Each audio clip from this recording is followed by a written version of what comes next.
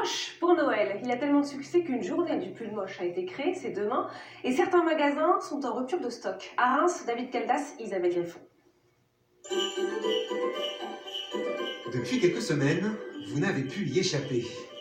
Plus ou moins sobres, plus ou moins bigarrés, ils envahissent les vitrines. Ce sont des pulls de Noël.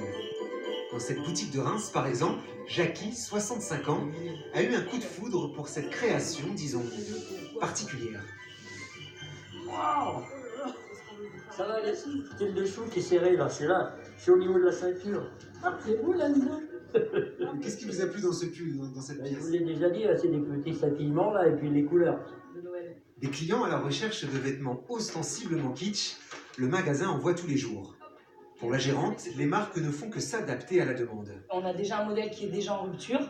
Et là, sur ce deuxième modèle-là, on est bientôt en rupture, incessamment sous peu. Il reste quelques articles. C'est la tendance de l'année, c'est les tendances Ugly.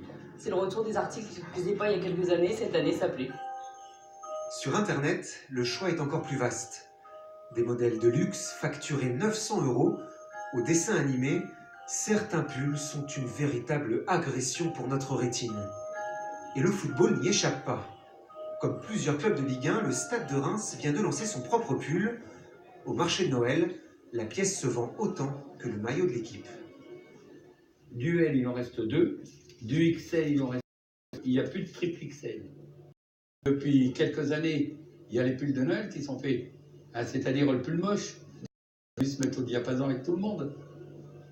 Et quels sont les retours des gens? Oh ben, tout le monde le trouve beau. Plus c'est moche, plus c'est beau. Le secret de cette mode venue des États-Unis serait donc le second degré. Exceptionnel. Une tendance qui touche même les friperies et malus. On s'aperçoit que c'est un phénomène qui prend de l'ampleur d'année en année. On a des pulls qui correspondaient à ce critère.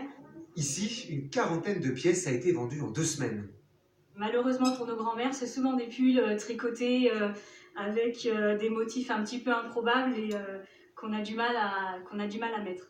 Donc peut-être que les personnes qui visionneront ce reportage vont retrouver des choses qu'elles ont dans leurs armoires et qu'elles n'osent pas porter, mais bon. Décidément, dans la mode, rien ne se perd et tout se transforme.